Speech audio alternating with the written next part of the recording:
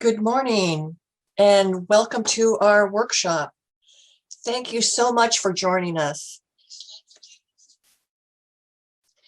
This workshop is for the proposed draft statewide stormwater permit reissuance for the California Department of Transportation.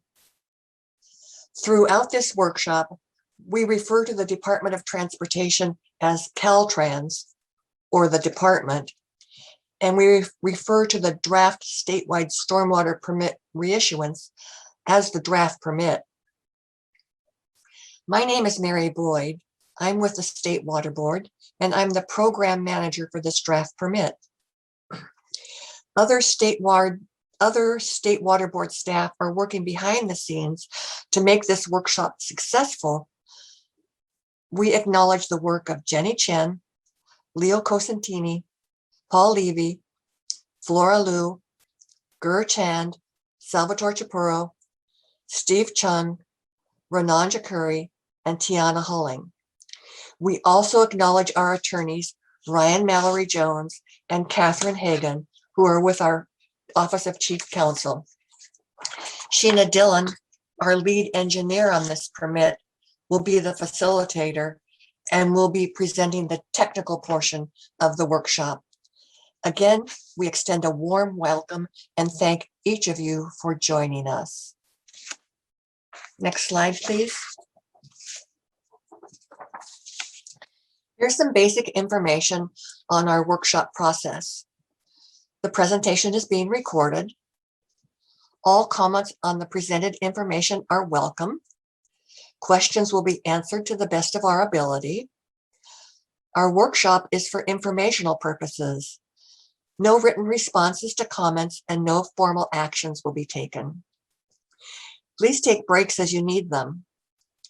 Then we'll take a 15-minute break after the presentation.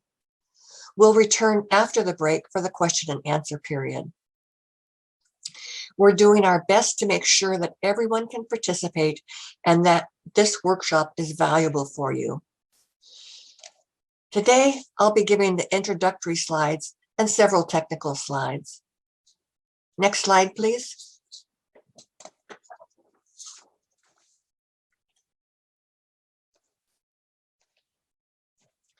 Here are the logistics on how to submit questions. Email your question to dwq-webcastworkshop@waterboards.ca.gov as shown on our slide at the first bullet. Use the subject line, Caltrans Stormwater Permit question. Please include your name, who you represent, and your question. If you need technical assistance, use the same email address, but use technical assistance in the subject line.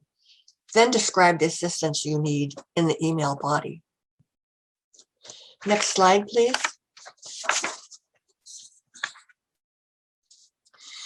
You can stay updated on this project by subscribing to our LYRIS email list. Here's how to sign up. Go to the web page shown on this slide. Then click on the Water Quality tab. Check the box for stormwater municipal permitting issues. Fill in the required information like your email address and click subscribe. It's easy. Next slide, please. Before we get into the permit details, we want to acknowledge that every human being has the right to safe, clean, and accessible water. Further, the Water Board's mission is to preserve, enhance, and restore California's water resources for the benefit of present and future generations. In this regard, working with California Native American tribes holds a special value at the Water Boards. We recognize each tribe's unique sovereign status, culture, history, and environmental and water concerns. We recognize each tribe's historic knowledge and experience managing California's water resources since time immemorial. We value integrating tribal input and continuously educating both staff and tribes to enhance the Water Board's activities, policies, and decision-making process. Today, we hold this meeting virtually in the traditional homelands of the Maidu and Nisenan in the modern city of Sacramento. We equally honor the groups who have experienced economic, environmental, and social disadvantages as a result of historical marginalization. Next slide, please.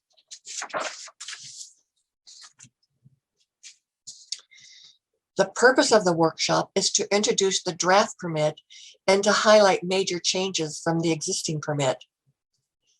This is an ongoing public process that we'll explain in the next slide. We also discuss requirements in the associated draft time schedule order. We'll take a break, as I mentioned earlier. Then we'll have our question and answer period. Next slide, please. The public process includes public workshops, like today, focused stakeholder meetings, posting the draft permit for public comment, and a state water board hearing to receive and listen to oral comments. The public process also includes the response to written comments and the development of the final drafts. State Water Board then holds a board meeting for consideration of adoption of the final draft permit. Throughout the development of this draft permit that we're presenting today, we held 3 outreach workshops in 2019. The workshops were in Redding, San Diego, and Sacramento. At those workshops, we discussed proposed significant changes and answered questions. We held focused stakeholder meetings throughout 2019 and 2020. We discussed sections of the draft permit with Caltrans, California Coastkeeper, and California Stormwater Quality Association. On June 25th, we sent out a public notice and posted the draft permit and draft time schedule order for a 60-day comment period. After the public comment period ends on August 27th, we'll respond to comments and develop the final draft permit for consideration of adoption at a future board meeting. Next slide, please. I'm going to give a little background information on the existing permit. Caltrans owns and operates statewide highways and facilities with storm sewer systems that discharge stormwater to the waters of the United States. This includes discharges from highways, rights-of-ways, parking lots, maintenance facilities, and other non-industrial facilities that have the potential to generate significant amounts of pollutants. Caltrans stormwater discharges are regulated under the existing statewide stormwater permit. The existing permit implements the Clean Water Act for municipal stormwater discharges to waters of the U.S., implements the California Water Code and other state regulations for discharges to the state. It requires a statewide stormwater management plan. It implements a compliance unit process for the department's compliance with 84 total maximum daily loads. It provides to the year 2034 as the date for compliance with those 84 Tmdls. And it requires monitoring for stormwater discharges in receiving waters. The existing permit has expired and it is administratively extended until the effective date of the future permit reissuance. The draft permit continues requirements from the existing permit and proposes new requirements per updated regulations, policies, and resolutions. Next slide, please. As shown on this slide, the proposed draft permit has separate standalone sections. This format is user-friendly, where similar requirements are grouped together by section. Going over the bullets in the slide, the main order is followed by the following sections: acronyms, abbreviations, and definitions, stormwater management plan, total maximum daily loads, trash, monitoring, and reporting. Today, we will highlight significant changes and additions to the requirements for 5 sections: stormwater management plan, total maximum daily loads, trash, monitoring, and reporting.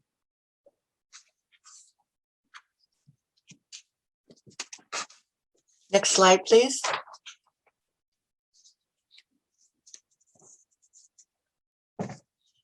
The draft permit continues requirements from the existing permit, and it proposes new requirements per updated regulations, policies, and regulations.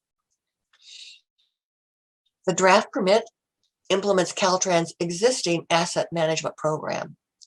It requires an updated stormwater management plan.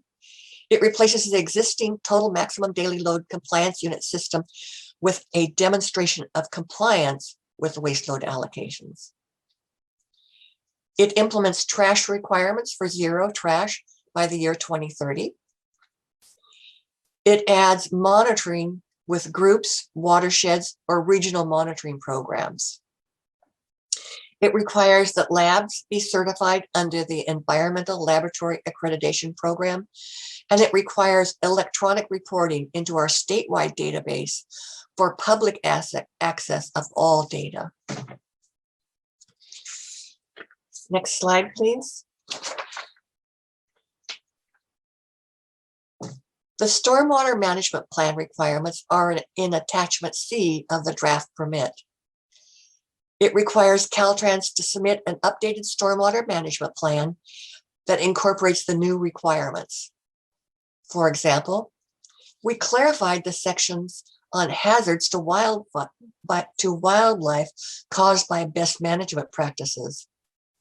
We made this its own section and gave it a new title, Environmentally Friendly Best Management Practices. We included procedures for using wildlife-friendly and 100% biodegradable best management practices. We added a requirement for removal of best management practices when no longer needed, and removal and replacement of any best management practice that has trapped wildlife. Moving on to stockpile management, we added a new section on storage of concrete grindings. Caltrans has to prevent unauthorized discharges that result from stormwater contract with these grindings. And the reuse of grindings has to comply with an existing memorandum of understanding between the California Department of Fish and Wildlife and Caltrans. Moving on, we added revisions to vegetation control. We added some minimal text to address wildfire fuel management. We added text to require districts to have individual written vegetation control protocol if the stormwater management plan defers implementation details to the districts. Written district protocol has to be uploaded to the statewide database within 30 days of our approval of the stormwater management plan. Then Caltrans has to notify the appropriate regional water board staff upon uploading. Still under vegetation control, when assessing conditions prior to a chemical application, a new requirement was added to evaluate the presence of wind that may cause drift. Still under vegetation control, we clarified certain incident reporting requirements. A new section requires a vulnerability assessment of stormwater structures that could be impacted due to climate change. The vulnerability assessment has to include impacts due to increasing frequencies of extreme temperatures, drought, heavy rainfall, flooding, wind, wildfires, and sea level rise. Caltrans is required to implement its evaluations and strengthen efforts for their storm sewer system's resilience to climate and severe weather impacts. The vulnerability assessment is required to be provided upon request. Going on to another section, the draft permit requires Caltrans to maintain its storm sewer maps with GIS locations of best management practices, treatment details on the best management practices, for example, the type, size, pollutant, and installation date, and any green technology best management practices that have been installed. The maps are to be made available upon request. We revised post-construction treatment controls. The existing trigger is revised down to 10,000 square feet from 1 acre. So at 10,000 square feet, post-construction treatment controls are required. This is consistent with other recent Regional Water Board municipal stormwater permits. There are some exceptions to this requirement that depend on how far Caltrans has progressed with a project design before the effective date of the adopted permit. Next slide, please. This is an introductory slide for the section on total maximum daily loads, or as we like to say, Tmdls. So what is a Tmdl? Well, it's an existing state regulation that establishes water quality requirements for a specific impaired water body pollutant combination. Tmdls are action plans to restore clean water by defining how much of a pollutant a water body can tolerate and still meet water quality requirements. The Tmdl examines the water quality problems, identifies pollutant sources, and specifies actions that create solutions. Tmdls are adopted by the regional water boards as amendments to their basin plan. However, Tmdl action plans are implemented through permit, and in our case, 88 Tmdls are implemented in this draft permit. Now I'd like to introduce Sheena Dillon, who will be leading us through the remainder of the technical presentation. Sheena, take it away. Next slide, please.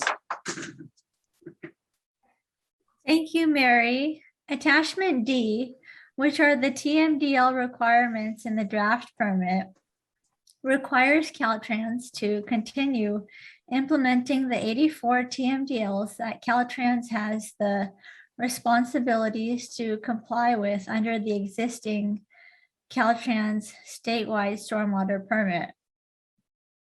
We added 4 new Tmdls that were approved after the effective date of the existing permit, now with a total of 88 Tmdls that Caltrans is required to comply with. Additionally, the draft permit requires Caltrans to transition out of compliance unit credit system and comply with the Tmdl waste load allocations per State Water Board Presidential Order 2015-0075. Caltrans is required to submit an annual compliance status report and a Tmdl compliance plan with specific Tmdl implementation requirements. And Caltrans is required to submit region-specific reports and participate in cooperative agreements when approved by the applicable Regional Water Board Executive Officer. Next slide, please. Attachment D also describes the 3 main requirement categories for Caltrans to comply with all Tmdls listed in the draft permit. Category 1 includes Tmdls that require Caltrans to comply with the draft permit, as well as all the reporting requirements. The requirements for Category 1 Tmdls are described in each Tmdl Basin Plan amendment, which we implemented through the draft permit. Category 2 Tmdls require additional Tmdl specific implementation requirements to go above and beyond complying with baseline requirements that are described in Category 1. Category 3 Tmdls require more time for Caltrans to come into compliance with past or near future Tmdl deadlines. There are 62 Tmdls in this category, and Caltrans has to come into compliance with these Tmdls by the year 2034. Caltrans is required to follow a time schedule order to come into compliance with Category 3 Tmdls. Next slide, please. This time schedule order provides a time schedule with milestones for compliance by December 31st, 2034 to comply with these 62 Tmdls. And it will be issued under California Water Code Section 13300. Caltrans is required to submit a Tmdl compliance plan that provides Caltrans strategies to come into compliance with all of these 62 Tmdls. The Tmdl compliance plan will be submitted for review and consideration of approval by the State Waterboard Executive Director. Once this plan is approved, Caltrans has to immediately begin implementation of all these items under that plan. This time schedule order includes interim milestones for Caltrans to maintain scheduled compliance progress. A 3-year interim milestone will be used to track the rate of compliance with waste load allocations. Caltrans has to comply with meeting the waste load allocations for a certain number of Tmdls in 3-year incremental periods. Next, I'm going to give an overview of the State Water Board trash provisions. Next slide, please. The trash provisions are amendments to the ocean plan and to the inland surface waters, enclosed bays, and estuaries plan. The trash provisions establish a framework to prohibit the discharge of trash to surface waters via stormwater. The primary focus is on municipal permittees, and this does include Caltrans. The trash provisions were adopted by the Water Board on April 2015 and became effective in December 2015. The trash provisions are implemented through municipal stormwater permits that are adopted by the water boards. These permits should be adopted by 2022, and they must include compliance milestones and require permittees to achieve full compliance by December 2nd of 2030. Next slide, please. Full capture systems must be certified by the Water Board's Executive Director prior to installation. These systems must meet the following criteria. They must trap all the particles that are 5 millimeters or greater and have a design treatment capacity that's either not less than the peak flow rate that results from a 1-year, 1-hour storm in the sub-drainage area, or designed and sized to carry at least the same flows as the corresponding storm drain. We maintain lists of certified full capture devices and certified multi-benefit trash treatment systems on our website. Next slide, please. Caltrans has to install certified full capture systems as defined in the trash provisions and provided below on this slide. Certified full capture systems must trap all particles that are 5 millimeters or greater and have a design treatment capacity that's either not less than the peak flow rate, resulting in a 1-year, 1-hour storm in the sub-drainage area, or designed and sized to carry at least the same flows as the corresponding storm drain. Caltrans has to use a rational equation to compute the peak flow rate. Next slide, please. The trash provisions that are specific to Caltrans require development and implementation of a monitoring plan that demonstrates full compliance with the trash provisions by December 2nd, 2030. The effectiveness of the combination of controls achieve full capture equivalency and achieve interim milestones. Caltrans shall install, operate, and maintain any combination of full capture systems, multi-benefit projects, other treatment controls, or institutional controls for all storm drains that capture runoff from significant trash generating areas. Caltrans shall also coordinate trash control efforts with other municipal permittees that are subject to the trash provisions in significant trash generating areas or priority land uses. Next slide, please.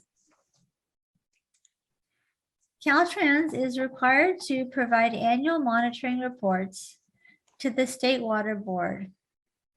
Annual monitoring reports that includes GIS mapped locations and drainage area served for each of the combination of controls installed or utilized. Caltrans has to include the type of and how many trash controls have been used and at what location, the number of full capture systems installed, the locations and the individual and cumulative area served by them, the effectiveness of the combination of controls, the amount of decrease of trash discharged from the previous year, and if there's no decrease, an explanation of why not, the amount of decrease of trash discharged in the receiving waters from the previous year. And again, if there's no decrease, they should provide an explanation of why not. Next slide, please. Caltrans is required to include all locations or facilities within their jurisdiction where trash accumulates in substantial amounts within their significant trash generating areas. Significant trash generating areas include highway on and off ramps and high density residential, commercial, and industrial land uses, rest areas and park and rides, state highways and commercial and industrial land uses, mainline highway segments to be identified by Caltrans through pilot studies or surveys, and other specific land uses that generate substantial trash as determined by the State Water Board Executive Director. Next slide, please. The previous 5 slides provided an overview of the trash provisions that apply to Caltrans. The next few slides will highlight requirements in the draft permit to implement the trash provisions. Next slide, please. The trash provisions were adopted after the effective date of the existing Caltrans statewide stormwater permit. The draft permit includes the trash control requirements from the trash provisions. Caltrans is required to demonstrate full compliance with the trash requirements by December 2nd, 2030, install, operate, and maintain any combination of full capture systems and multi-benefit projects, meet the trash reduction milestones for years 2025, 2028, and 2030, coordinate efforts with other permittees that are subject to implement the trash provisions, submit a trash reduction submit a trash assessment methodology plan, submit a trash assessment revised map, provide the status of trash reduction milestones that are reported annually in the trash monitoring report, and require annual assessment of trash reduction. Next slide, please. The trash provisions require compliance milestones in every permit. The trash provisions do not specify a specific trash reduction milestone unit. We've chosen to include trash reduction milestones in terms of acreage reduction. The milestone percentage that's shown on this slide is a percent of Caltrans' baseline of trash generation. The draft permit requires Caltrans to develop a new trash assessment map, which will provide updated baseline acreage. Following the effective date of this permit, trash reduction milestones shall be addressed for every fiscal year, defined as July 1st through July 30th until December 2nd, 2030. Caltrans shall comply with the following milestones. The first milestone is that by December 2nd, 2025, Caltrans has to achieve full capture system equivalency at 35% or more of the 16,645 acres of significant trash generating areas that are identified in its April 12th, 2019 statewide trash implementation plan that was submitted to the State Waterboard. The second milestone is that by December 2nd, 2028, Caltrans has to achieve full capture system equivalency at 70% or more of the acres identified as significant trash generating areas in its trash assessment revised map. This map is required under the draft permit in section E11. The third milestone is that by December 2nd, 2030, Caltrans has to achieve full capture system equivalency at 100% of the acres identified as significant trash generating areas. Next slide, please. Within 6 months of the effective date of this permit, Caltrans has to submit its proposed trash assessment methodology plan to the State Waterboard Executive Director for review and consideration of approval. Caltrans shall thereafter implement the trash assessment methodology upon the approval.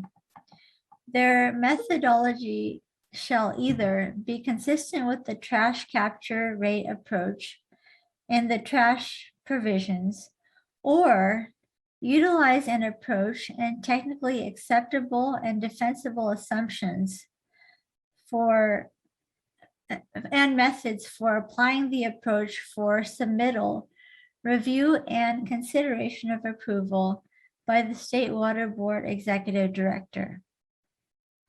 Caltrans' trash assessment methodology has to include assessment of all highway segments, highway on-ramps and off-ramps that are within or adjacent to the jurisdiction of permitted municipal separate storm sewer systems. Next slide, please. Within 6 months of receiving executive director approval of Caltrans trash assessment methodology, Caltrans has to complete a statewide trash assessment and has to submit a revised map that identifies Caltrans trash generating areas. Within 6 months after Caltrans receives approval for its trash assessment methodology, they have to develop and implement a trash monitoring plan in accordance with this permit. Annual trash monitoring reports have to cover the reporting period of July 1st through June 30th. That's defined as the fiscal year. by August 30th of each year, Caltrans has to submit trash annual monitoring reports in accordance with its trash monitoring plan to the State Water Board. Next, I'm going to highlight changes and additions to the monitoring requirements in the proposed draft permit. Next slide, please. The draft permit includes all of the monitoring requirements into one attachment. Caltrans is required to conduct both characterization monitoring and BMP effectiveness monitoring. They are required to monitor receiving water, Tmdls, and areas of special biological significance, also referred to as ASBS. Caltrans is required to participate in regional monitoring programs and comply with quality assurance program plans. All monitoring has to comply with the sufficiently sensitive test methods rule, and Caltrans has to use environmental laboratory accreditation program certification laboratories. Next slide, please. Caltrans is required to comply with the US EPA's NPDES electronic reporting rule and submit all of their reports, plans, and monitoring data to the State Water Resources Control Board, Stormwater Multiple Application and Report Tracking System. This is also referred to as SMARTS. They have to submit the following information into SMARTS, including a stormwater management plan and areas of special biological significance compliance plan, a Tmdl compliance plan, a Tmdl inventory of reaches by pollutant category, a monitoring plan, annual reports, trash monitoring plan, a trash assessment methodology plan, a trash assessment revised map, incident reports, and any report of waste discharge. Next slide, please. This slide shows the major milestones for Caltrans statewide stormwater permit reissuance.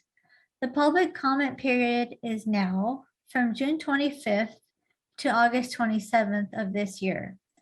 Our workshop is being conducted today, and our board hearing is scheduled for July 20th of this year. We hope to adopt the permit by spring of next year, but we don't have an exact date yet. Next slide, please. This slide shows all of the staff members and their main task areas. Mary Boyd is our unit chief, and her contact information is presented on this slide. Our webpage address and trash implementation webpage are also provided on this slide for more information. Next slide, please. This slide concludes our presentation. Now you will have the opportunity to ask questions and provide comments after the break. To submit questions, please do the following. Utilize the email feature to submit questions or feedback. Your question or comment should be submitted to dwq-webcastworkshop@waterboards.ca.gov. In order to answer as many questions as possible, we ask that you provide a concise question and please include your name and agency. Our discussion today is for informational purposes only. The feedback and questions that are shared today will not be included in the official administrative record of this proceeding. If you are having any technical issues, please send an email to dwq-webcastworkshop@waterboards.ca.gov with the subject line technical issues, and we can help you troubleshoot. Also, please subscribe to our Lyris email list for further updates and information. Any changes to the public comment period, the public workshop, or public hearing will be posted on the State Water Board website and through the LIRIS email list. We will return from our break at about 9:55 a.m. Thank you.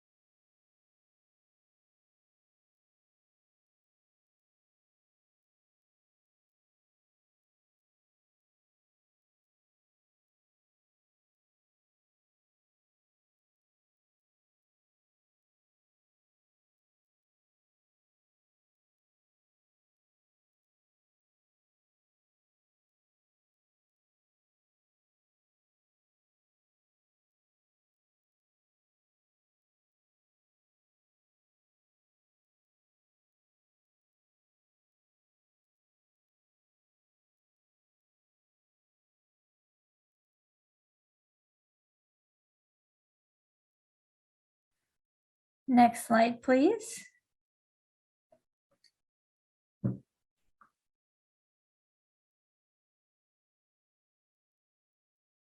Oh, please go back one slide. Yes, thank you. Hello, everyone. Welcome back from the break. We will now answer questions and respond to comments that were submitted via email.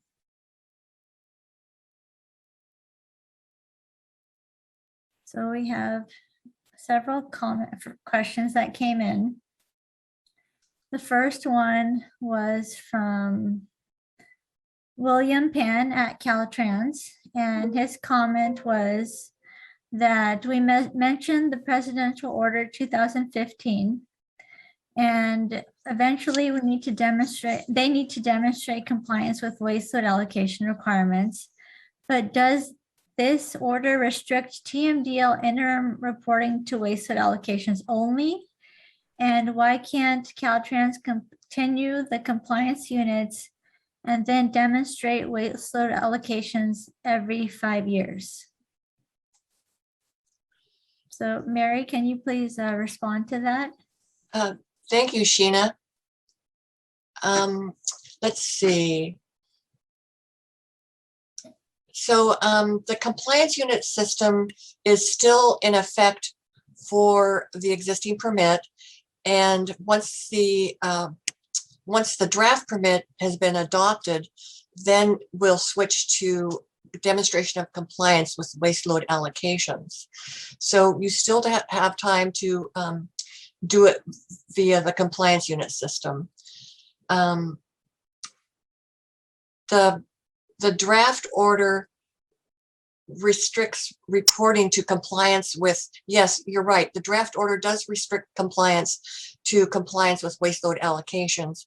And attachment D, section D 3.3 has a list of maybe 8 items where you can show demonstration of compliance with a waste load allocation. And your next question was, why can't we continue compliance unit and then demonstrate waste load allocation every 5 years? So the State Water Board started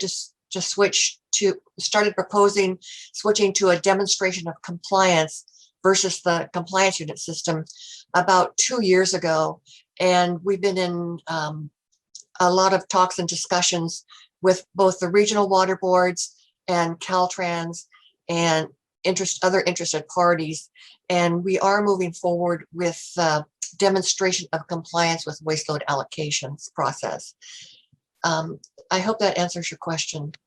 Thank you, Sheena. Mary, this is Diana Messina. May I add to that? Yes, please. Thank you. Okay, so hi everyone, this is Diana Messina. I'm also with the Division of Water Quality. For when it comes to our staff examination of the existing compliance unit process, it's important to distinguish that the compliance unit process is a tracking process, and it tracks the amount of work that the department is conducting in like the units of acreage of treated areas or the amounts of, excuse me, dollars that Caltrans is contributing to cooperative projects. But the compliance units process does not track the direct compliance with the water quality requirements that are in the waste load allocations. And the waste load allocations are the requirements of an individual TMDL. And so we have found that although the department is able to accrue the number of compliance units per the existing permit, we do not see a direct water quality compliance relationship with the waste load allocations. So that is why with this proposed permit, we're proposing to remove that compliance unit process and go to this proposed project where it's just direct demonstration of the stormwater runoff water quality with the waste load allocations. I hope that's that's more clarification that's helpful. Thank you, Diana and Mary.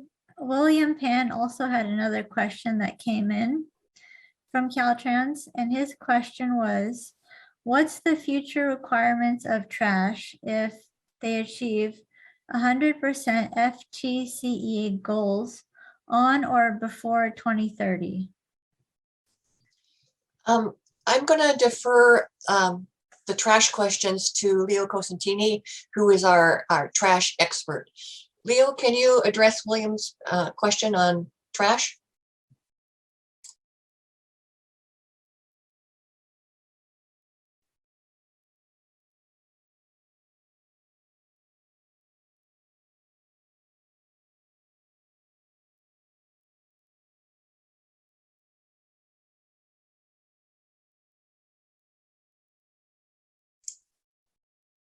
Leo, do you want to try unmuting yourself?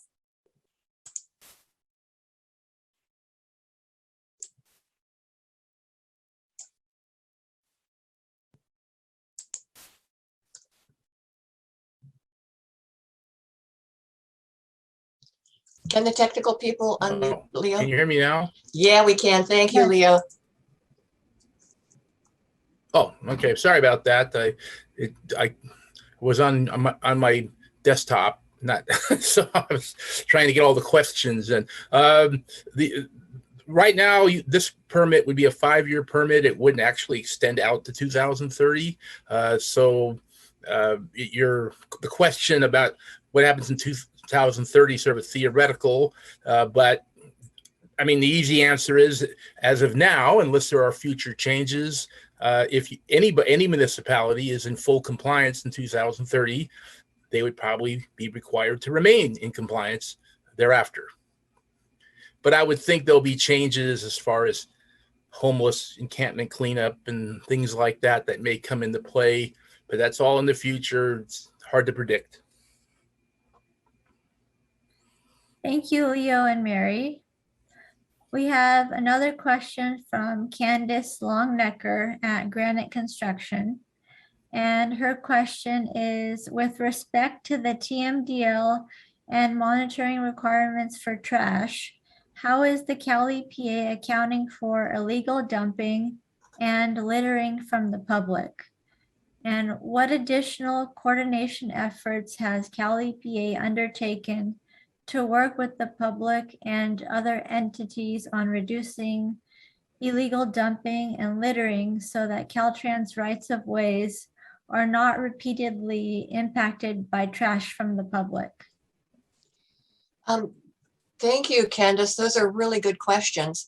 As far as the questions, we're going to answer the questions that are specific to our presentation, and maybe you can contact Caltrans about what they're doing to reduce illegal dumping. But I'm going to turn over the rest of the trash question, to Leo again. Leo?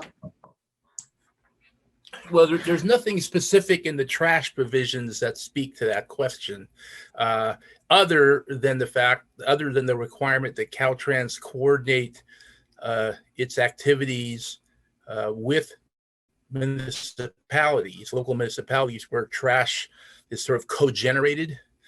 There may be an error that may be, for instance, when you're talking about homeless encampments or trash generated from that type of source, there may be ways that Caltrans can work with the local municipality to try to come up with solutions to these type of trash generation.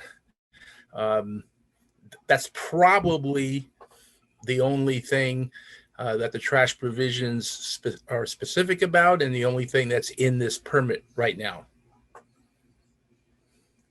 Thank you, Leo and Mary.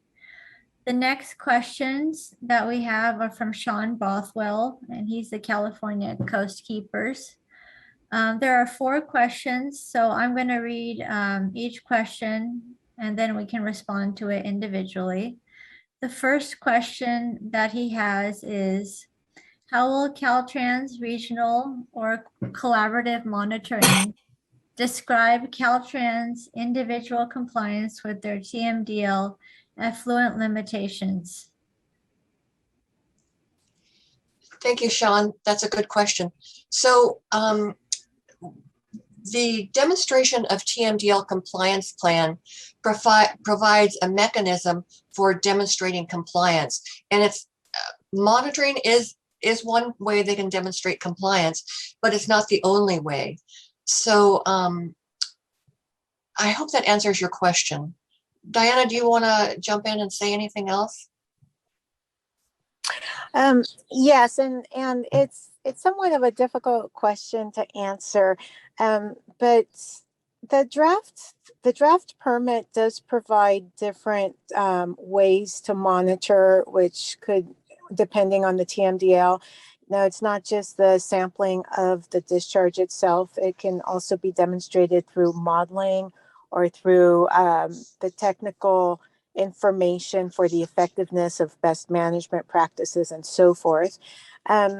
We, as staff, we try to encourage that Caltrans does participate with regional monitoring and also regional BMP efforts for stormwater management, simply because the department's participation does help just add to the needs for the local resources to make make these regional monitoring programs and regional implementation programs successful.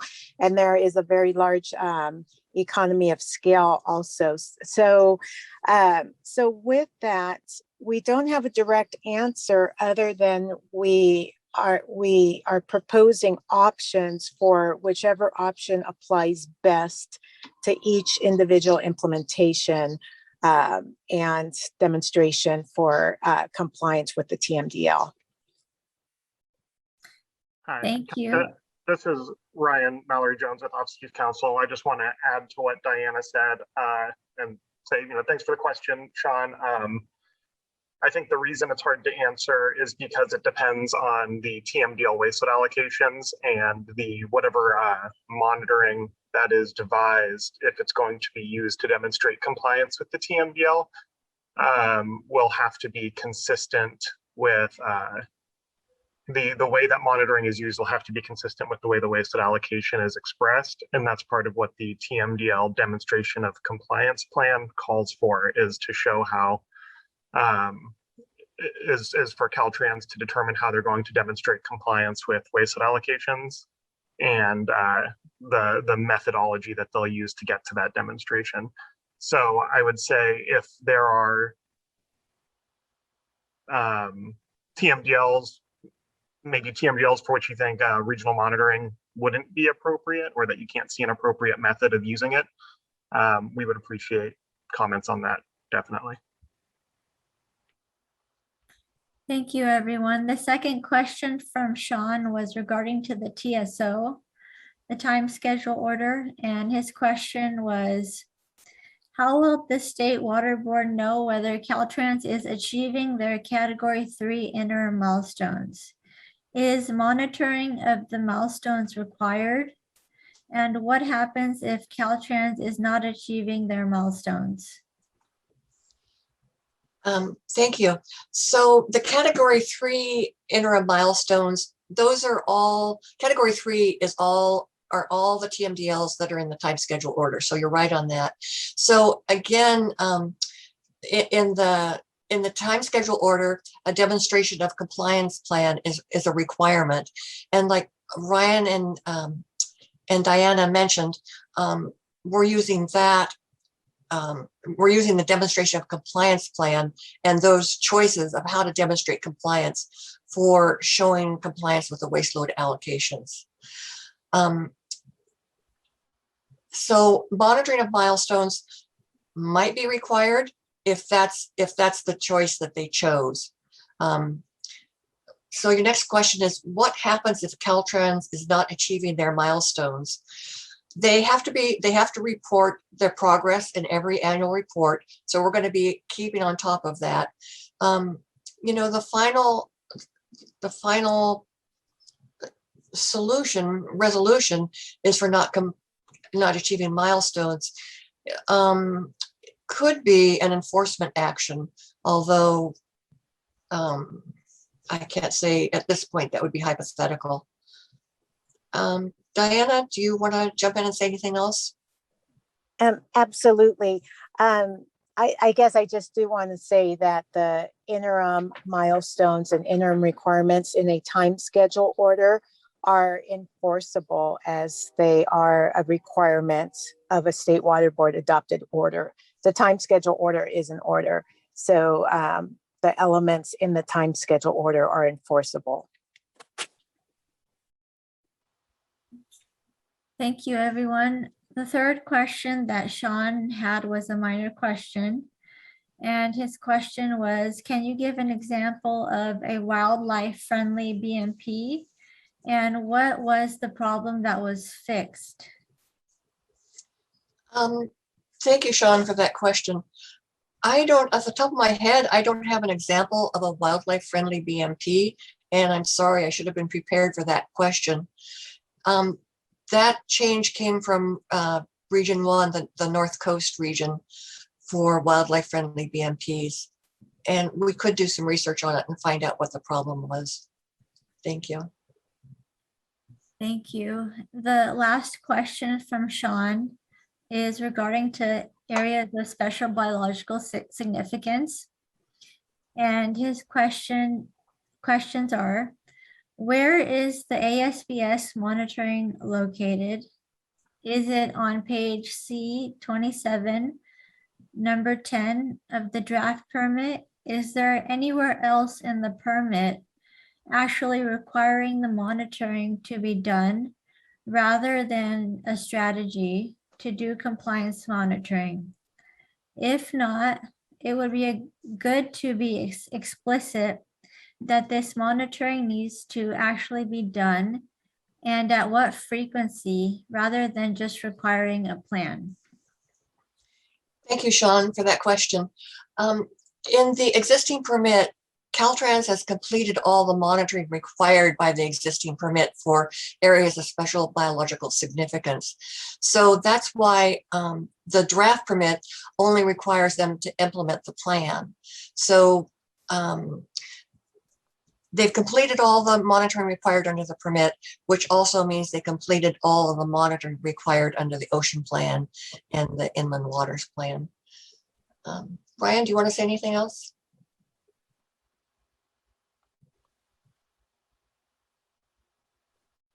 This is Diana. Mary, can you expand a little bit on the monitoring to show continued compliance with their ASBS plan?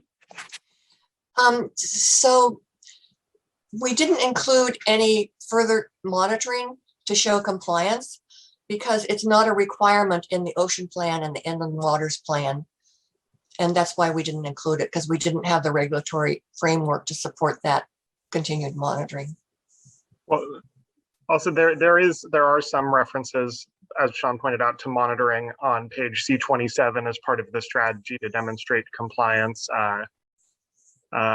receiving.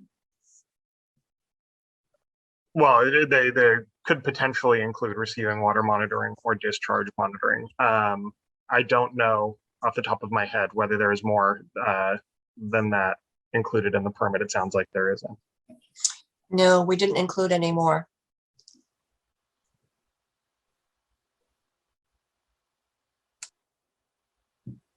Thank you, everyone. So Marshall Nolan at Wood Environmental had a couple of questions. His first question was, receiving water shall be monitored monthly during the wet season for a minimum of 3 rain events per year, as stated in our draft permit on page F12. Are we required to sample the RWs every month, even if not a triggered storm mobilization?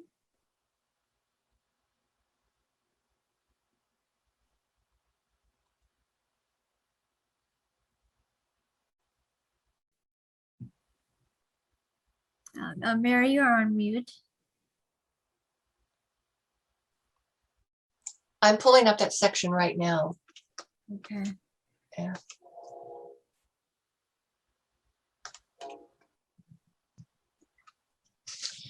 Let's see.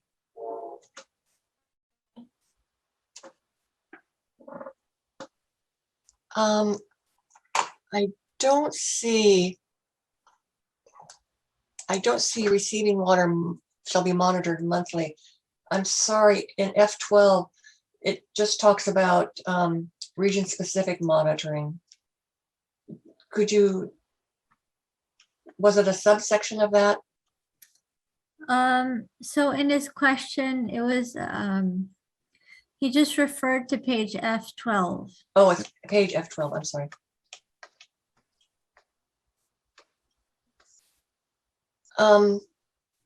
That's region-specific monitoring.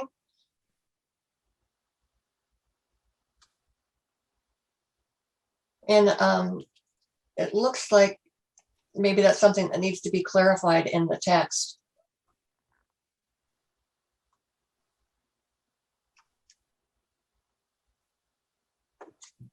Okay, thank you, Mary.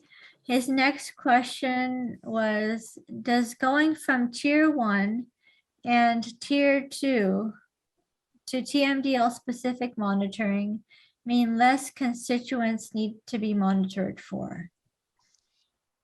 So Mary, just as a reminder, the tier 1 and tier 2 are in the existing permit. Yeah, so that's a good question, and it doesn't mean that there's going to be less monitoring. They're going to be involved in group monitoring, watershed monitoring, regional monitoring programs, and then there's also region-specific monitoring that needs to be included. So it doesn't mean that there's going to be less constituents need to be monitored for, but you have to look at the specific monitoring in the regional monitoring plan, in the monitoring plan, to see what has to be sampled. The next question that Marshall has is, because new compliance plans are to be developed before the end of 12 months after the approval of this order, then the upcoming wet season should see no changes, right? You have to continue to implement the existing permit. Once the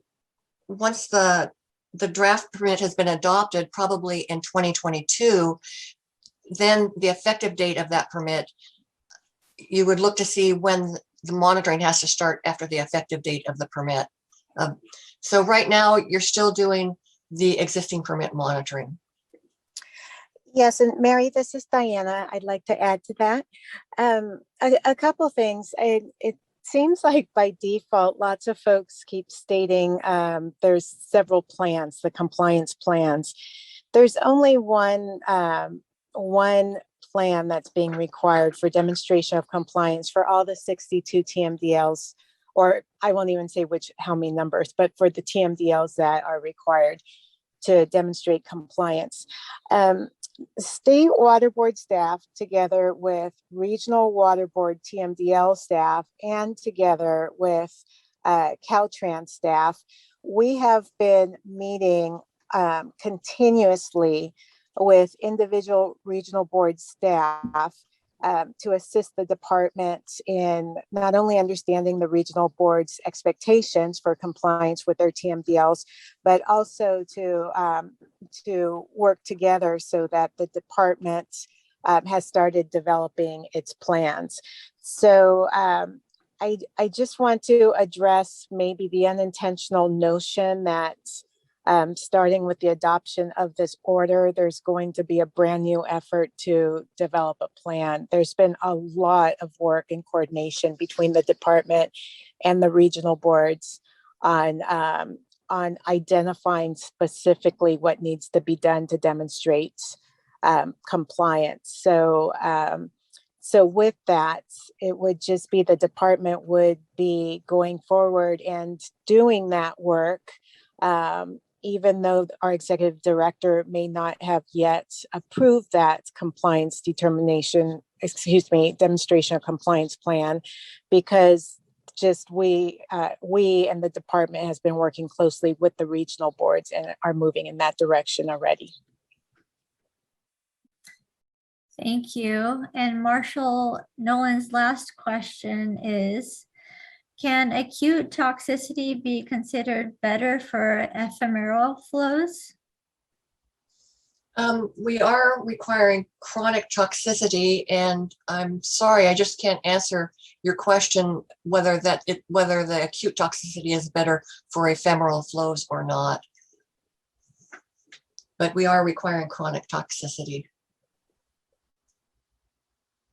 Yes, and this is Diana again.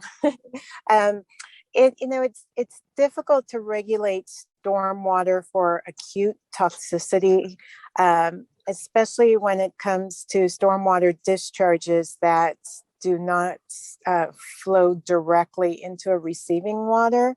However, that is an area that, as a commenter, if you believe acute toxicity monitoring requirements or any requirements affiliated with acute toxicity should be considered, we definitely look forward to those written comments. Thank you. The next question is from Marilys D. White at the Port of Los Angeles Construction Division. And she has a general question. Her question is, how would I get a copy of the presentations, videos, and minutes from other public workshops? Is there a link or a web page? So let's see. I'm on mute. Hi, Marlis. You can go to the Cal EPA webcast, Cal EPA public webcast. Search through there to find the public workshop that you're interested in. Usually there's a contact name listed, and you can email that Waterboard contact to find out where you can get a copy of the video. And they could give you a link to the web page. As for this workshop, we are going to post it on we're going to post it on our website. It does take quite a while to get that video posted though. So it's going to be, I'm estimating, a couple of weeks, and on our webpage, there will be a link. Thank you, Mary. So I'm looking through our email and we don't have any new questions that have come in yet. So we're going to be on standby and just wait for questions as they come in some more. Oh, Sheena, I see one from Marlis again. Okay. So she writes, good morning. Are the trash requirements only for Caltrans? And the trash provisions apply to other agencies, other entities besides Caltrans, but the permit trash requirements apply only to Caltrans.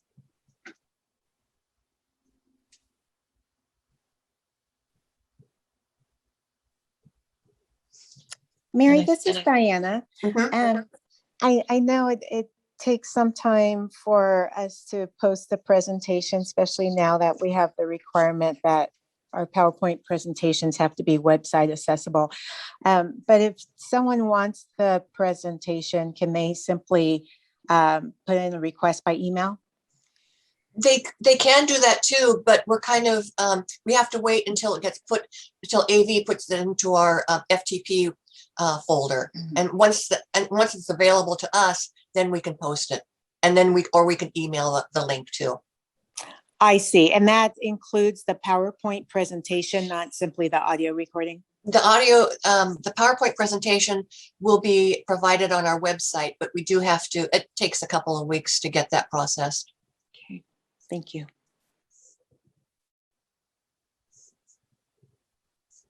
And while we're waiting for more questions, I just wanted to clarify something we said earlier. We mentioned that there's a comment that this will not be part of the administrative, this workshop will not be part of the administrative record. I just want to clarify, this workshop will be part of the administrative record. What will not happen is any formal response to comments. The opportunity for comments, written comments, is provided in the public notice, the submission.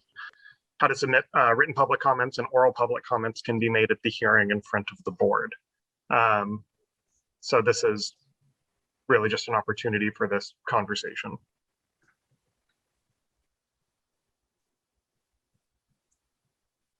Thank you, Ryan. And also, this is Diana Messina. As we're waiting for questions, I just like to put a little bit more input into the staff presentation. Mary Boyd and all her staff, including Sheena, has been meeting with the department representatives for the last 2 years, specifically on proposed requirements and issues and so forth.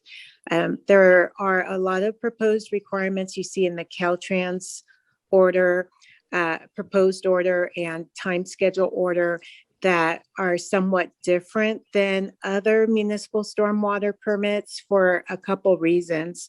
One reason is because the Caltrans system is a linear system that cuts across not only our entire state, but cuts through large and small municipalities. And so we try to craft the order in a way that not only works best for a linear system, but also works best for any cooperative work among the departments and any surrounding jurisdictions.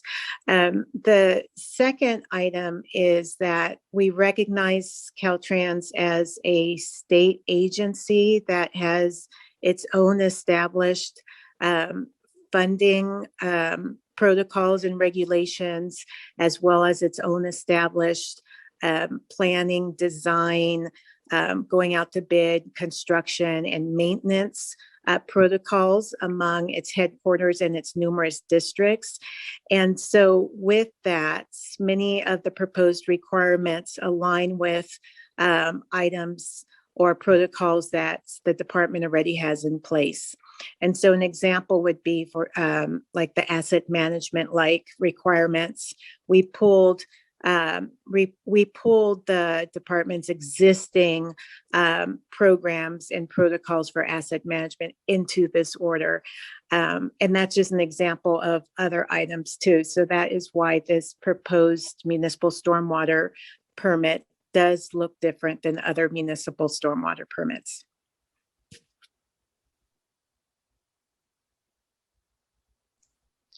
I wanted to back up a little bit on Sean Bothwell's questions about examples of non-wildlife friendly best management practices. So Region 1 just got back to me and they said non-biodegradable mesh can trap reptiles and amphibians. And that's why we need biodegradable BMPs. Let's see if he said another. When it's left in place, the plastic mesh remains. So we require degradable BMVs. So that's all I have to say on the wildlife friendly BMPs.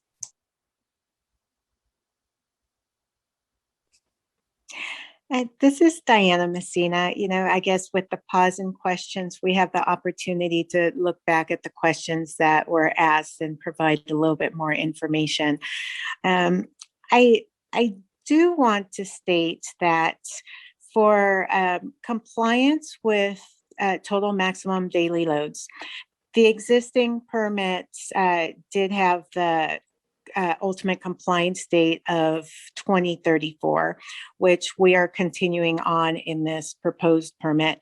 That seems like it's so far away, but in actuality, by the time we have this permit in front of our state water board for consideration of adoption, and then it becomes effective, that amount of time really approaches basically 10 years. And so to add a little bit more question on Mr. Nolan's question regarding, can we continue the compliance unit? I'm sorry, it may not have been Mr. Nolan, but just the comment or question, can we continue the compliance unit process for as long as possible? It's really necessary that this transition, or even not only the transition, but strong focus on demonstrating compliance with waste load allocations continues and continues on through the next 10 years pretty expeditiously, because there's a lot of work that goes on with the department's projects in order to design them to comply with waste load allocations. And so there's really not a lot of extra buffer time like it appeared when the existing order was adopted.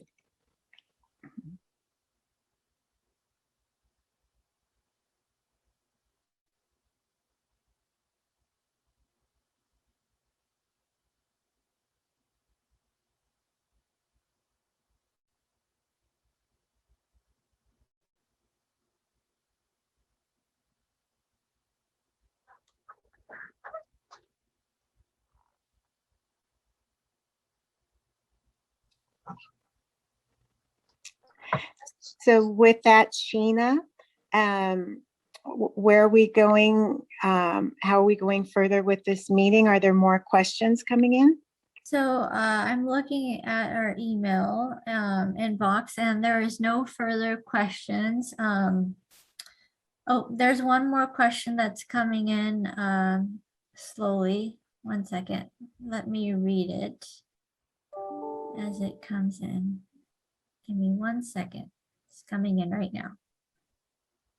Oh, there's no questions so far. Sorry about that. There are no questions so far. We have until noon for this presentation. So we will wait the entire time and wait for questions as they come in. We'll allow this whole time for questions, and be patient, and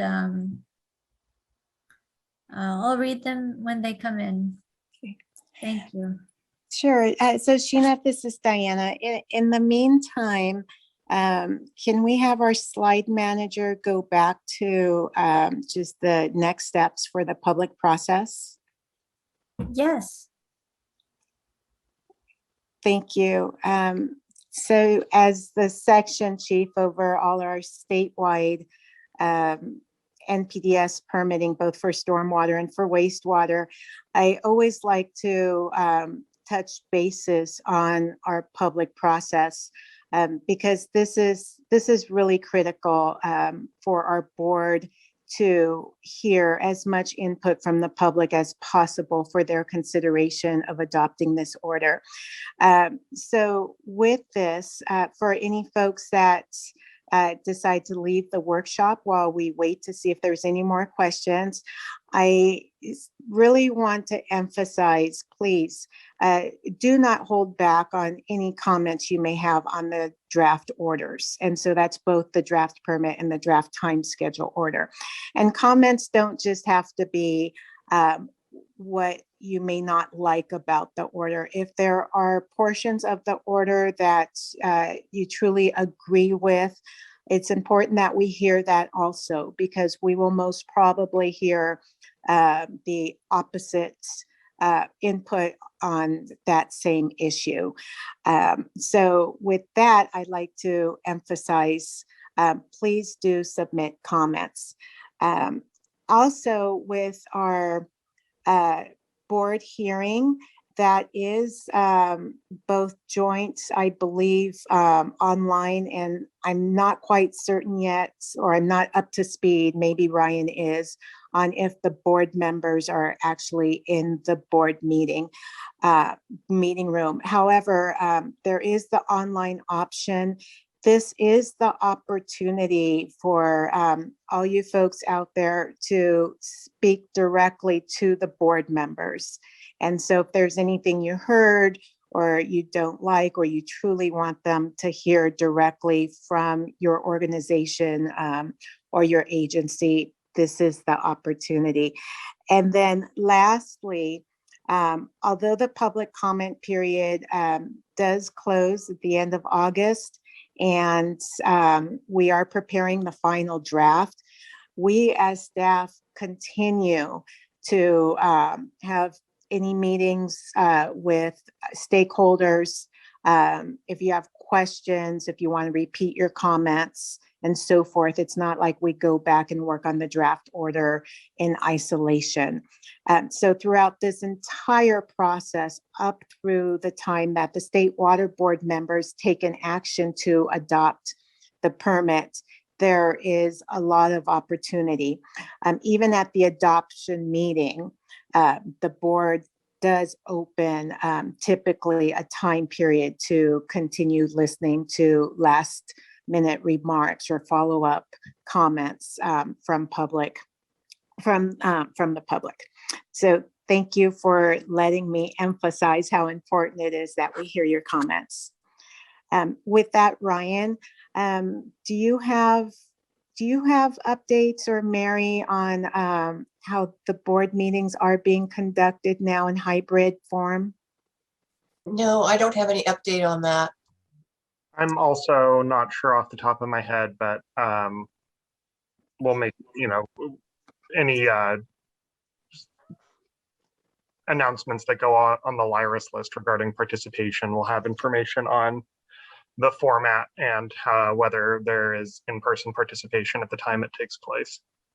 Yes, we will make sure we have that, and it's probably already on the excuse me, on the State Water Board website when a user does go in and look at the State Water Board meeting agenda. The information would be there.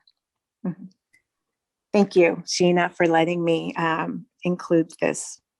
Yes, of course. And we have another question that just came in. Can you please go to the questions and answers slide?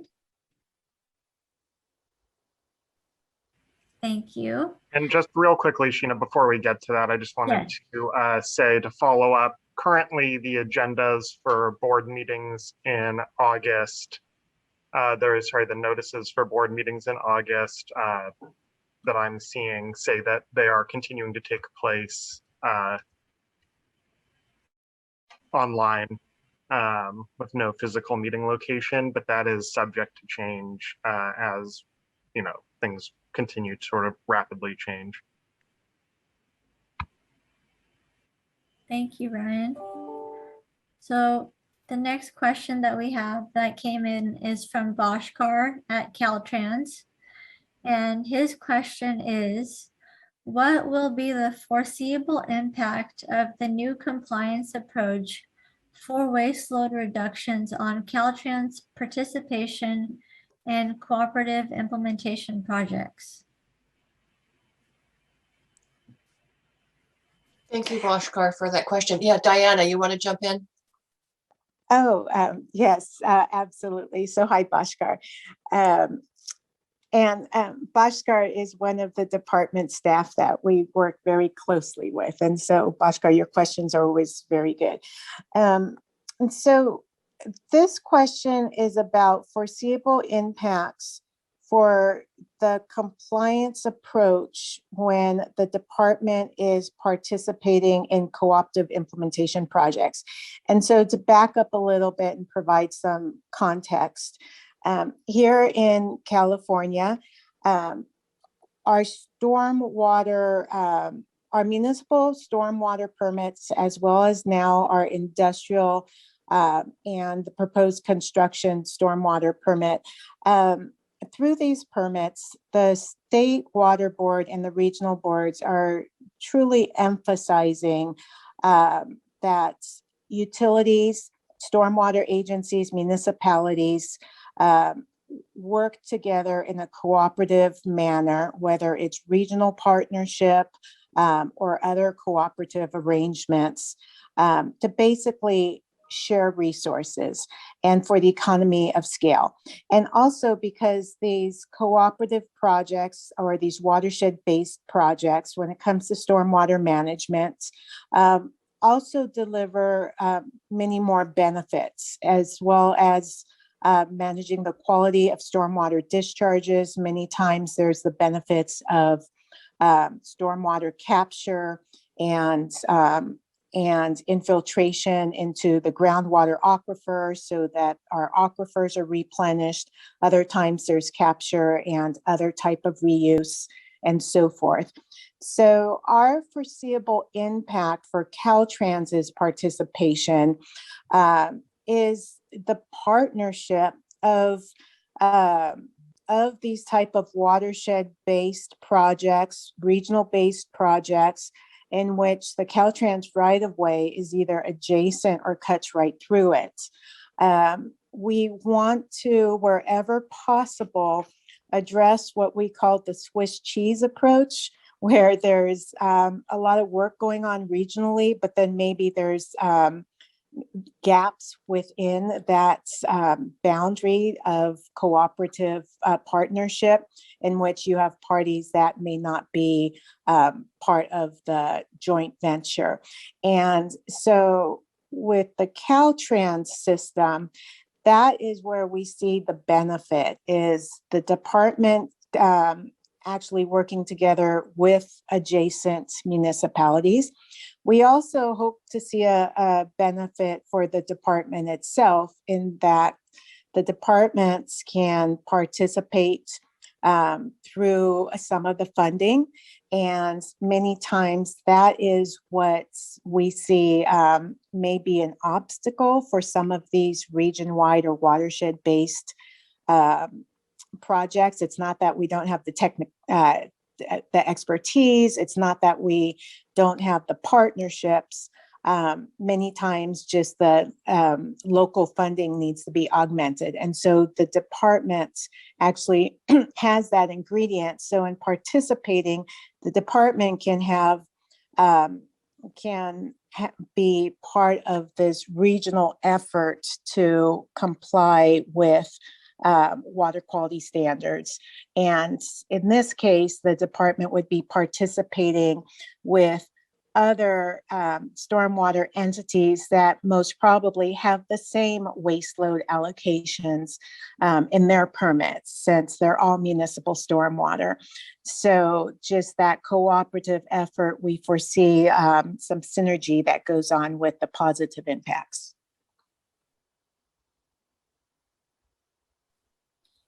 Thank you, Diana. We have another question that has come in also from Caltrans, from Carl Savage.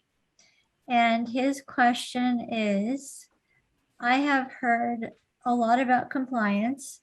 When a TMDL has been complied with, to whom is that proved and what happens then? I have not heard any discussion about what happens once compliance has been proven and how the requirements are reduced. Hi, Carl. Thank you for your question. So in attachment D and also in the time schedule order, there is an annual report is due. So in that annual report, that's where you're going to explain how you're in compliance with a waste load allocation. You submit that annual report, I think it's November 30th of each year. Then regional water board staff works with state water board staff to evaluate Caltrans' demonstration of compliance. If we all agree that Caltrans has demonstrated compliance, then we're going to write a letter signed by the executive director that we agree with that you've demonstrated compliance with such and such waste load allocation. I don't recall that we've added anything in there. What happens when you're in compliance and how requirements are reduced. Diana, yes, this is Diana. I can add to that. And so the waste load allocations that are affiliated with the TMDLs, those are in the regional water board basin plans. And so this order, the proposed order and the time schedule order are implementing existing regional board regulations.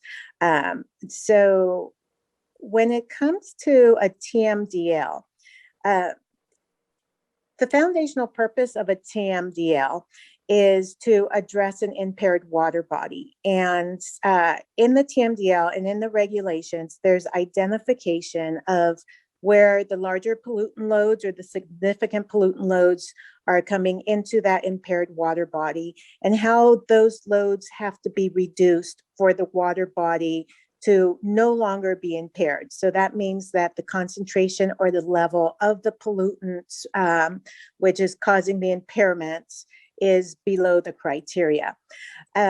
Once a discharger such as Caltrans complies with that requirement, unless the permit is changed in a future reissuance, that's the requirement that the department must continue complying with. It's not like a one-time compliance. Those are your discharge requirements.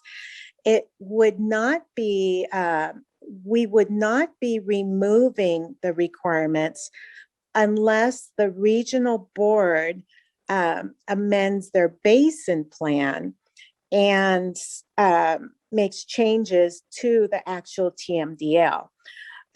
So with that, I know a lot of times I hear from different dischargers, well, we've complied with these requirements, it's time to remove them. We don't remove them, even if the receiving water is taken off of the federal 303D list, which is basically the federal list of water bodies that are water quality impaired. Even if that water body is no longer listed as impaired, the regional board continues to have a basin plan. And so the regulations continue to require the identified parties to comply with their specific waste load allocations.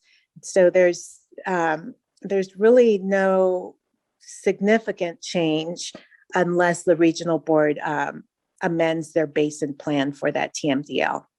And I want to do a legal check with Ryan to make sure I did not misspeak on any of that reply I just provided. No, I think you pretty much captured it. The TMDLs address how to come into compliance with water quality standards and impaired waters. And they provide generally a schedule to do so. The time schedule order that's proposed alongside this permit gives additional time in some instances to achieve those water quality based requirements. And if there is any confusion or suggestions on how to clarify what the requirements are at the end of that, we obviously appreciate your feedback on that. But at the end of the day, the permit requires compliance with water quality standards, including those set by the TMDLs, which are incorporated into the permit. So once compliance is achieved, once those final deadlines are achieved, as Diana said, the focus then switches to continuing to maintain compliance with those requirements. We don't want it to, we don't want to be listing water bodies again for impairments or anything. That's right. And this is Diana again. I have a little bit more to add, so thanks, Ryan, on that. In the proposed permits, attachment A, which is the fact sheet, together with attachment D, which is the TMDL requirements, water board staff, especially our regional board staff, together with the department, put a lot of time to identify what the department specifics waste load allocation is.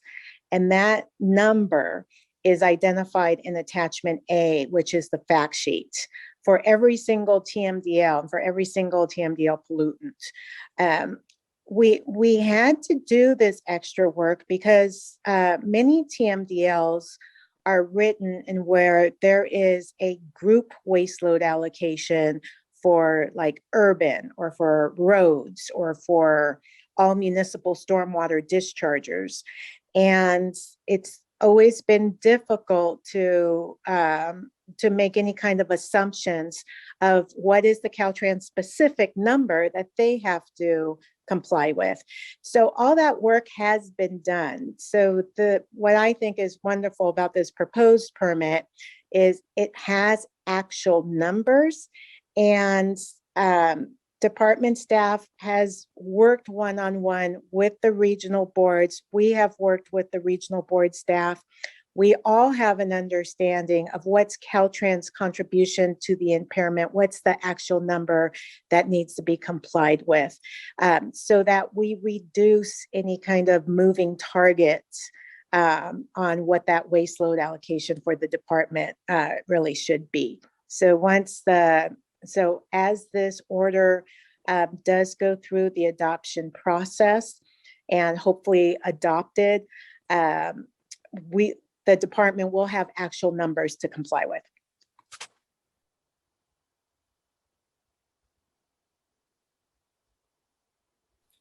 Thank you, Diana and Ryan.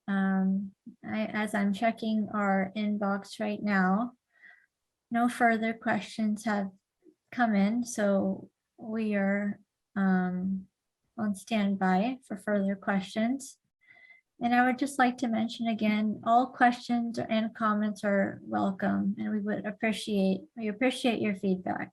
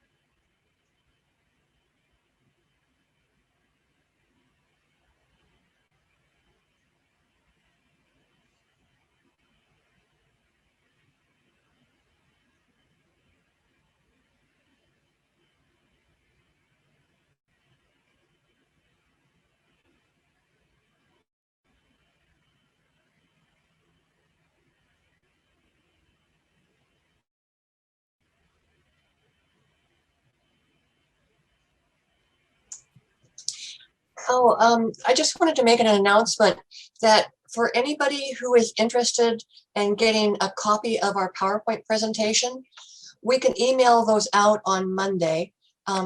Just send an email through this question through the webcast email address asking for the PowerPoint presentation, and we'll get it out to you on Monday.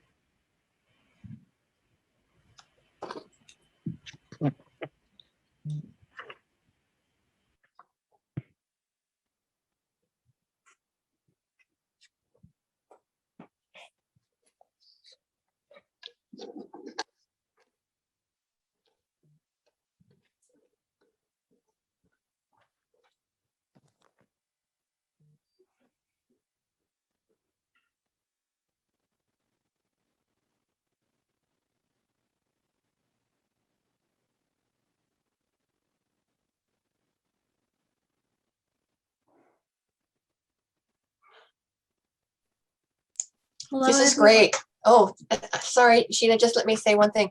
Okay. People are sending in requests for the PowerPoint, and thank you very much for asking for them.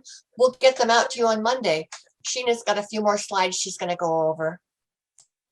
Thank you, Mary. Next slide, please. We encourage you to sign up for our email list to receive updates. Go to the web page shown above, and then click on the Water Quality tab. Check the box for stormwater municipal permitting issues and fill in the required information. Finally, click on subscribe and you're all set. Next slide, please.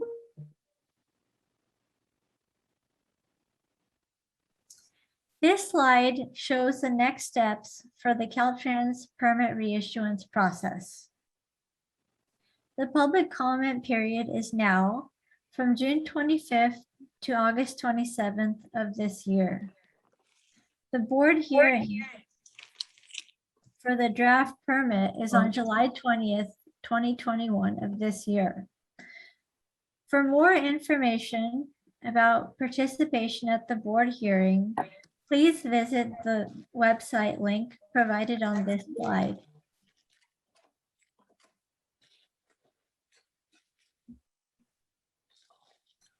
We have one question that has come in, and I'm going to go ahead and read that question. This question is from Carl Savage at Caltrans, and his question is, if that effort is part of the basin plan process, then shouldn't the regional board director be an authority to reduce requirements? Basin plan amendments can take an excessive amount of time.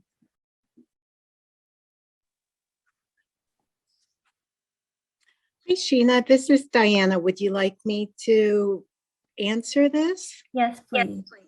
Okay, so I'm just going to reread the question. If that effort is part of a basin plan process, then shouldn't the regional director be an authority to reduce requirements? Basin plan amendments can take an excessive amount of time. Okay, yes. So thank you, Carl. I'm going to again provide a little program, NPDES program context. NPDES permits, and the NPDES program is a federal permitting program of US EPA, and US EPA delegates that the NPDES program to the water boards. So the regional director, many times, I guess the way I look at it, could be US EPA, but then the delegation is to the water boards. When we say the water boards, it's the state Water Resource Control Board, which the regional director is basically our executive director, and our executive director reports to our state water board. Here in California, we have 9 regional water quality control boards. So those are 9 additional boards. Those regional boards and the executive officers that report to the regional board, they have their own board authority for decisions and all water quality issues and aspects that need to be addressed within their region.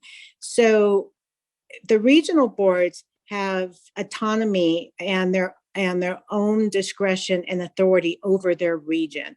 The state water board is has adopted the existing statewide order and is proposing to adopt this proposed order because this is a statewide order that addresses and implements multiple regional board requirements.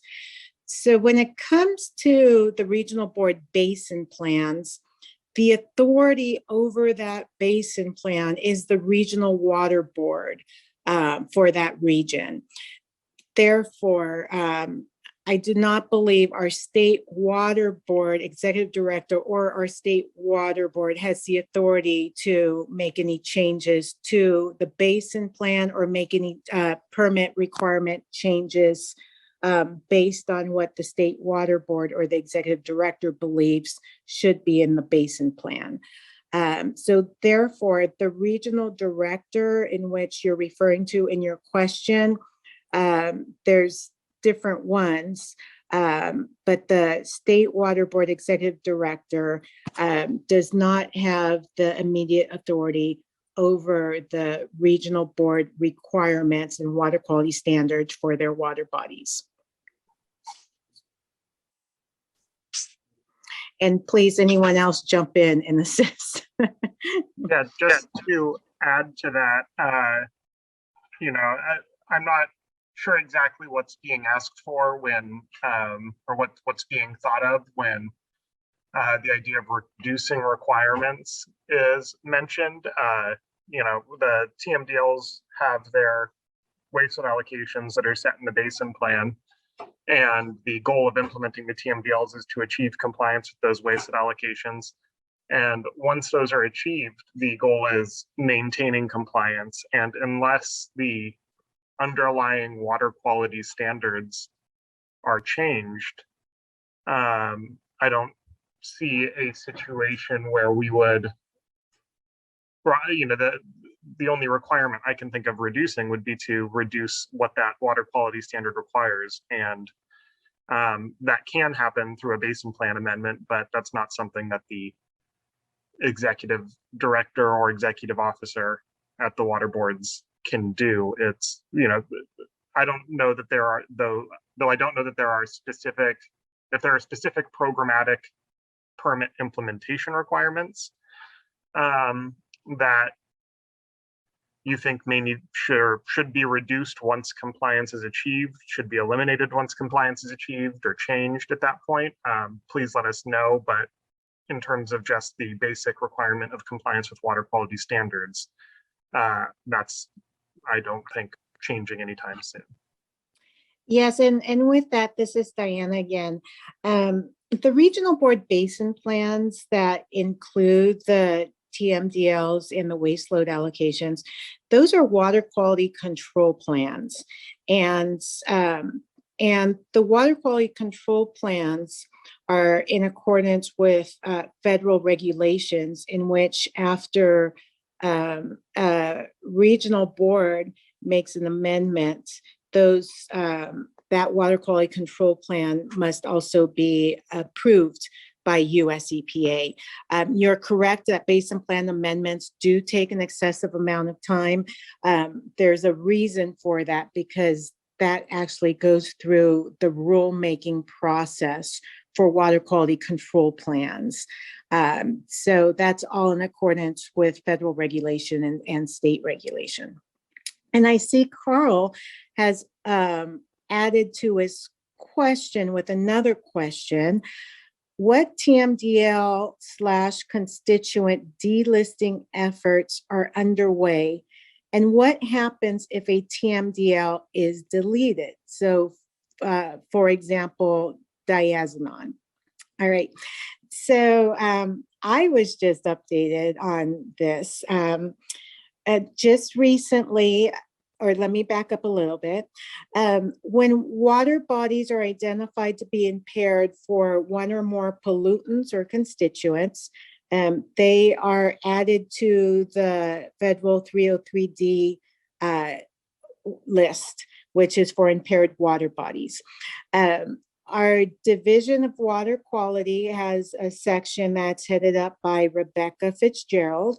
And in that regulatory planning section, part of their responsibilities is to bring forth what's termed an integrated report to the State Water Board for the updating of impaired water bodies and all other information that is affiliated with water body impairment.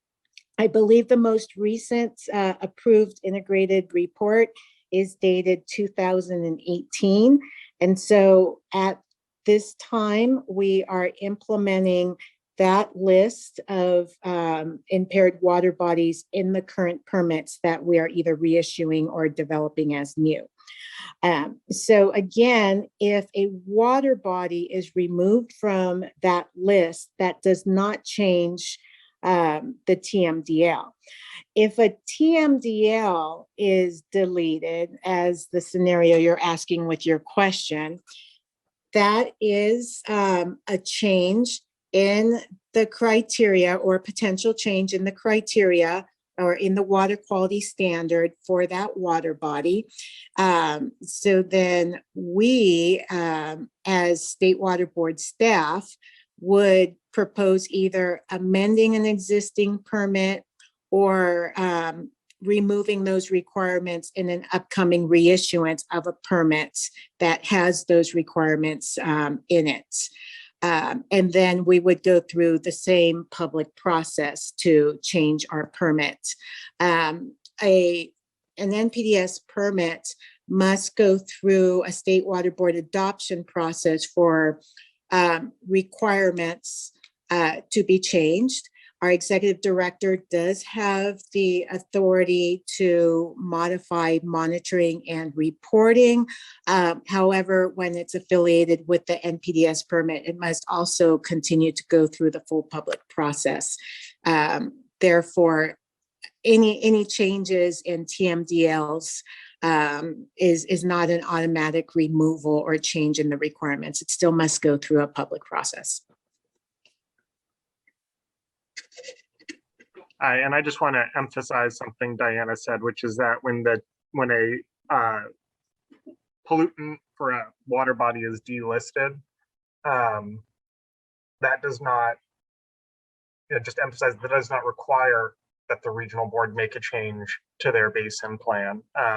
It's up to the regional board at that point what they want to do. In some circumstances, they might choose to remove the Tmdl or change the requirements associated with the water body and the pollutants.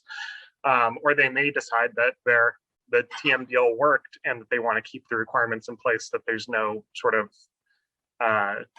water quality degradation that might, they might keep the Tmdl in place to prevent any subsequent water quality degradation and to maintain that level of quality. So just because a water body is delisted does not necessarily mean that there will be changes following in the basin plan.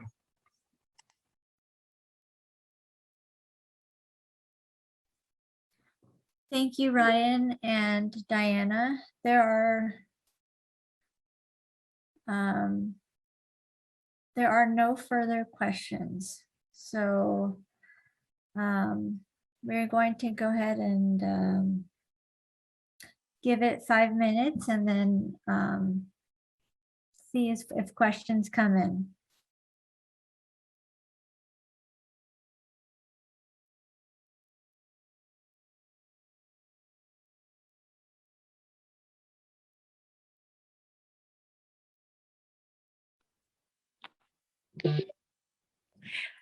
Sheena, this is Diana. I guess while we have some time, I'd like to just add a little bit more information about Tmdls and water quality standards, since we have received a lot of questions on that. For any given water body, surface water body, a regional water board identifies the beneficial uses for that water body. And so example of beneficial uses are if the water is used for water supply, if the water body sustains cold and warm aquatic life, then there's a whole long list of different beneficial uses. The criteria that are established for the various pollutants for a water body are not based on how much pollutant is being discharged to that water body. The criteria is based on what is the level of each individual pollutant in order for those beneficial uses to not be impaired. So when we see, for example, criteria for toxic pollutants, the criteria is set in order to protect aquatic life, wildlife, and so forth. Typically, those are the most stringent. We also look at public health and the beneficial use for a drinking water supply or municipal supply and so forth. And the most critical pollutant level to protect the most sensitive beneficial use is typically the driving criteria. So once a receiving water body has the criteria established, that's to protect the beneficial uses.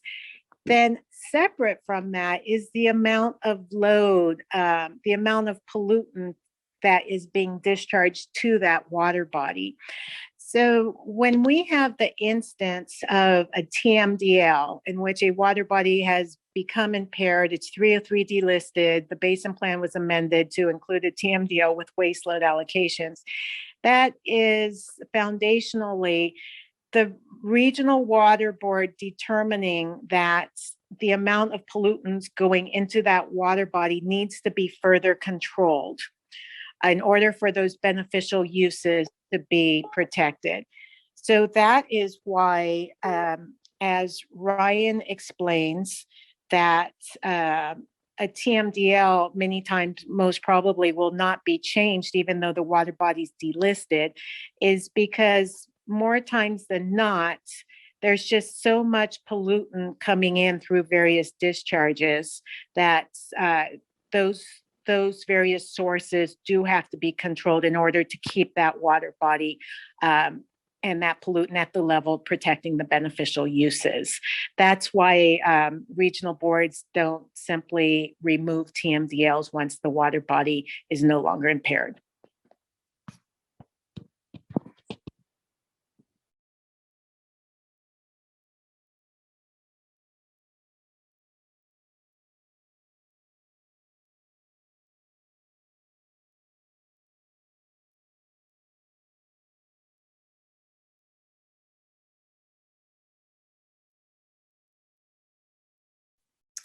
Thank you, Diana. And due to the volume of questions and comments during this period, we are now closing our question and answer period. I want to thank you all so much for your questions and feedback. Oh, next slide, please. Your participation in this process is so important. So we thank you for taking the time to join us virtually. We welcome your continued participation throughout this permit reissuance process.